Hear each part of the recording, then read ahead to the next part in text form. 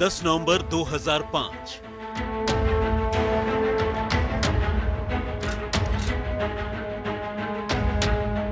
बंदूकें तैयार हैं, असलहों की नाल में गोली भरी जा चुकी है। इंतजार है तो बस एक जंग का, एक ऐसी जंग जिसमें उसूल कायदों की कोई जगह नहीं। जगह है तो सिर्फ दुश्मन को ठिकाने लगाने के मकसद की। एक सियासी मगर खूनी जंग की सभी तैयारियां पूरी करके ये काफिला अपनी मंजिल की ओर बढ़ने लगा।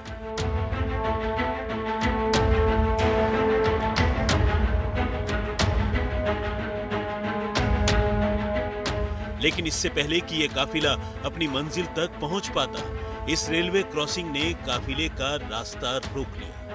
काफिले में चल रही गाड़ियों में अचानक ब्रेक लगे ही थे कि पूरा इलाका गोलियों की आवाज से गूंज उठा।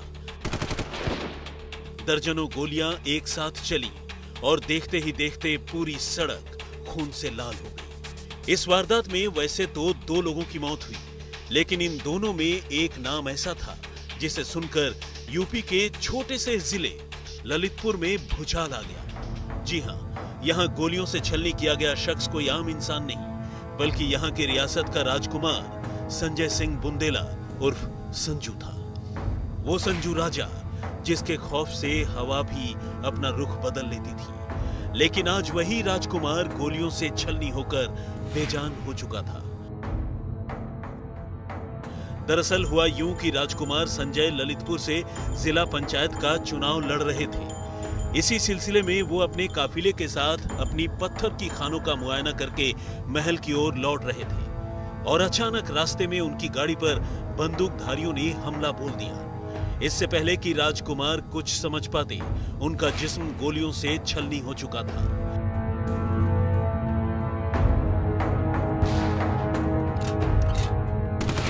इस वारदात में केवल राजकुमार ही नहीं, बल्कि उनके एक साथी की भी मौत हो गई, जबकि उनके कई हमराह गोलियों से जख्मी हो गए। ये कत्ल केवल बुंदेलखंड की रियासत के राजकुमार का कत्ल नहीं था, बल्कि सूबे की सत्ता में मंत्री के पद पर बैठे राजा वीरेंद्र सिंह बुंदेला के बेटे का भी कत्ल था। चूंकि कत्ल एक मंत्री के बेटे का हुआ था, लिहाजा पुलिस के होश फाख्ता हो गए। पुलिस को समझ ही नहीं आ रहा था कि आखिर वो करे तो क्या करे। हाँ, इस वारदात के चंद चश्मदीदों ने इतना जरूर बताया कि संजू राजा को कार्बाइन की गोलियों से छलनी किया गया। चश्मदीदों ने पुलिस को गाड़ी के बारे में भी जानकारी दी, जो वारदात के वक्त संजू के काफिले में पीछे मौजूद थी और कत्ल के बाद मौका वारदात से गायब हो गई। अभी पुलिस कुछ जांच कर पाती कि राजकुमार के कत्ल की खबर पूरे सूबे में फैल गई। फिर क्या था, राजघराने के चाहने वालों ने शहर में आगजनी और कोहराम मचाना शुरू कर दिया। इलाके में कई गाड़ियों को आग के हवाले कर दिया गया, कई दुकानें जलकर खाक हो गईं। पूरा शहर आग की चपेट में था और कातिल पुलिस की पकड़ से बहुत दूर। या यूं कहें कि कातिल का पुलिस के पास कोई सुराग नहीं था। पुलिस कातिल की तलाश में अंधेरे में तीर चला रही थी। लेकिन इसी बीच इस सनसनीखेज कत्ल के मामले में वो नाम सामने आया जिसने सूबे की सरकार को एक बार फिर हिला दिया। पुलिस कातिलों की सरगर्मी से तलाश कर ही रही थी कि खुद संजू राजा के घर वालों ने पुलिस को वो नाम दिए जिन पर इस वारदात को अंजाम देने का शक था। ये नाम था बुंदेलखंड के बाहुबली नेता जयराम सिंह यादव का। वो जयराम सिंह यादव जो राजघराने के खिलाफ सबसे मजबूत नेता बनकर उभर रहा था। बल्कि नाम क्या सामने आया, संजू के समर्थकों ने जयराम सिंह के घर पर हमला बोल दिया। जयराम के घर को नेस्तो नाबूद कर दिया गया, गाड़ियां जला दी गई और घर पर सैकड़ों राउंड फायरिंग की गई।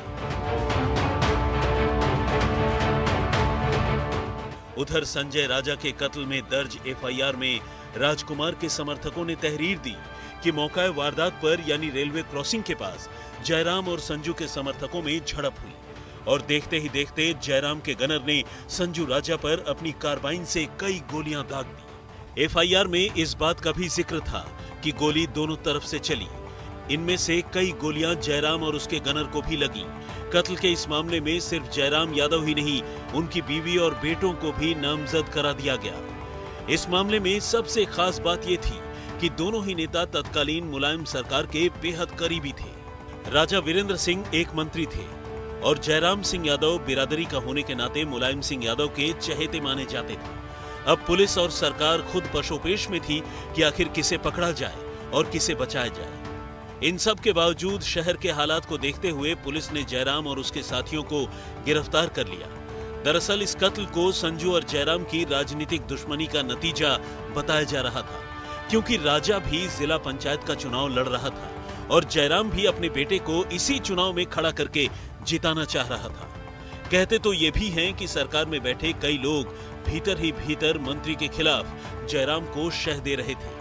यही वजह थी कि पुलिस ने मुकदमा तो दर्ज किया, लेकिन जांच इतनी लचर थी कि पहले ही मोड़ पर जयराम की पत्नी और बेटे को जांच से बाहर कर दिया गया। ऐसे में सवाल उठना लाजमी था कि जब दोनों बेकसूर थे तो पुलिस ने दोनों के खिलाफ बिना किसी जांच के एफआईआर दर्ज क्यों की? इस खूनी जंग को समझने के लिए इसकी बुनियाद में जाना बेहद जरूरी है। इस दुश्मनी की शुरुआत तब हुई जब जयराम ने बहुजन समाजवादी पार्टी छोड़कर अचानक मुलायम सिंह यादव का दामन थाम लिया। बस फिर क्या था, सरकार से जयराम को शह मिलने लगी और उसने अपने बेटे को जिला पंचायत अध्यक्ष बनाने की कोशिशें शुरू कर दी। ये बात गुस्सैल संजू राजा को पता चली तो वो आग बबूला हो गए और उन्होंने जयराम को सबक सिखाने के लिए उसके घर ताबड़तोड़ फायरिंग कर डाली। इस घटना के बाद सरकार ने संजू राजा के पिता वीरेंद्र सिंह बुंदेला को हिदायत दी कि वो राजकुमार को काबू में रखें। यही नहीं, तब के सपा नेता शिवपाल यादव ने दोनों के बीच सुलह सफाई कराने की भी भरपूर कोशिश की, लेकिन तमाम कोशिशों के बावजूद दोनों पक्षों के बीच तनाव जारी रहा। मुकदमा जयराम यादव और बाकी 5 आरोपियों पर चल रहा था, जिन्हें अदालत ने जमानत पर रिहा कर दिया था। सवाल ये था कि आखिरकार संजू राजा का कत्ल किसने किया, तो इसका जवाब कुछ ऐसे सामने आया। जयराम यादव की सुरक्षा में तैनात गनर को भी पुलिस ने नामजद किया था। पुलिस ने ये दलील दी कि गनर की गोली से ही संजू और उसके साथी की मौत हुई। उधर संजू राजा के घर वाले ये साफ तौर पर कह रहे थे कि ये एक सोची समझी कत्ल की वारदात थी, जिसमें गनर को मोहरा बनाया गया। इस कत्ल की बारीकियों को समझने वालों का तो यहाँ तक कहना था कि ये कत्ल तत्कालीन उत्तर प्रदेश सरकार की मर्जी और इशारे पर हुआ। पूरे मामले में ये दिखाने की कोशिश की गई कि रेलवे क्रॉसिंग पर हुई मुठभेड़ में संजू राजा जयराम को मार देता, लिहाजा गनर ने आका की जान बचाने के लिए दुश्मन पर गोलियां चला दी। यही वो चाल थी जिसने अदालत में पुलिस के मुकदमे को कमजोर कर दिया। चूंकि इस वारदात में जयराम ने खुद को और अपने गनर को जख्मी साबित कर दिया, लिहाजा कानूनी तौर पर केस और कमजोर हो गया। दूसरी ओर अदालत में वो कागजात भी रखे गए जो ये साबित करते थे कि संजू राजा भी क्रिमिनल था और उस पर भी कई मुकदमे दर्ज थे। लेकिन कातिल को कातिल साबित करने के लिए हर कड़ी पुलिस मौका वारदात पर छोड़ती चली गई। सबसे पहला सवाल तो संजू की पोस्टमार्टम रिपोर्ट पर ही उठ गया। पोस्टमार्टम में ये कहा गया कि मरने वाले दोनों के जिस्म से कोई गोली बरामद नहीं हुई, तो आखिर गोलियां कहां गईं? जी हां, ये वो सवाल हैं जो कत्ल करने वाले लोगों के लिए बेहद मददगार साबित हुए, क्योंकि गोली नहीं मिलने पर यह भी साबित नहीं होगा कि कत्ल के वक्त कौन सा हथियार इस्तेमाल किया गया, और अगर ये साबित नहीं हुआ तो ये भी साबित कर पाना मुश्किल है कि कातिल कौन था।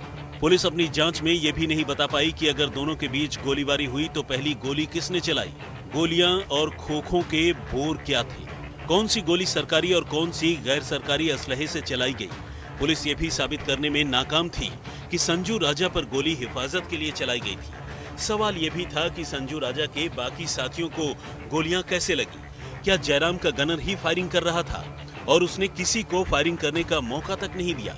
पुलिस गनर से जुड़ी किसी भी सबूत को कोर्ट में रखने में नाकाम रही। इस कत्ल से जुड़े इतने सवाल हैं जिनका जवाब पुलिस ने अदालत के सामने नहीं रखा, और शायद यही वजह है कि यह कत्ल आज तक संदेह की धूल में लिपटा हुआ है। साल 2018 में संजू राजा के कत्ल का मामला ये कहकर बंद कर दिया गया कि गनर ने अपना कर्तव्य निभाते हुए फायरिंग की थी, इसीलिए उसे कत्ल का दोषी नहीं माना जा सकता।